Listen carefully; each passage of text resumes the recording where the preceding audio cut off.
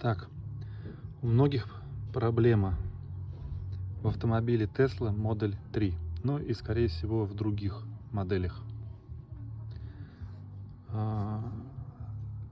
Скрипит подвеска, скрипит шаровый верхнего рычага.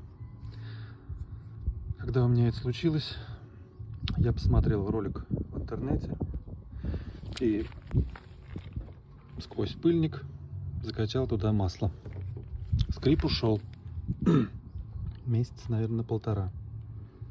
Вот, потом опять появился. Потом я опять качал масло.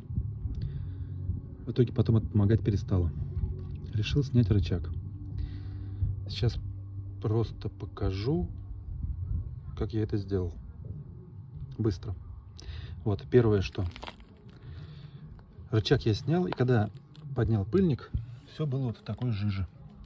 Она была вся вперемешку с каким-то вот, с местной смазкой заводской силикона, плюс примесь ржавчины. То есть вот, ее было очень много. То есть я устал отмывать. Вот, сам шаровый, я бы не сказал, что имеет люфты сильные. Есть, конечно, выработка, но на данный момент у меня рычага нету, поэтому я сейчас в нем заменю нормальную смазку, поеду куплю именно для шаровых опор, которые не повредят заводской пыльник, потому что я не знаю, этот пыльник маслостойкий или нет. Вот. Ну, как временное решение масло закачивать я бы порекомендовал, но потом надо это будет делать все, либо покупать новый рычаг, либо вымывать все, как это сейчас сделал я, и потом, соответственно, забивать нормальную смазку. Так, как снять рычаг?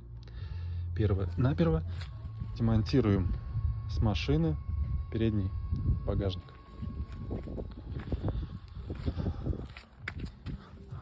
Второй момент. Естественно, отсюда откручиваем гайку шаровой опоры. Достаем вот этот болт, потому что он ее будет держать. После этого она выскочит. Далее, чтобы открутить вот эти вот болты, нам необходимо всю стойку отцепить от кузова автомобиля. Именно поэтому мы сняли багажник.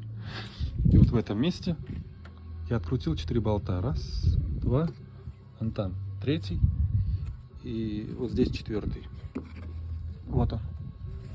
Вот под кожухом. Соответственно, здесь стояла клипса. Клипсу надо будет демонтировать.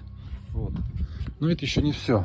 И, соответственно, сама стойка, которая крепится вот здесь вот к рычагу, болт тоже откручиваем. И все. То есть, не забываем про провод АБС, он капризный. Если его хоть чуть повредить, он потом под замену. У меня так уже было. Вот, в принципе, и все. Сам кожух снимать не надо, как рекомендуют именно почему-то немецкие техники.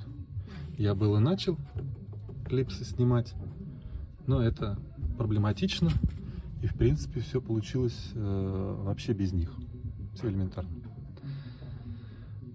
Как бы так, дерзайте.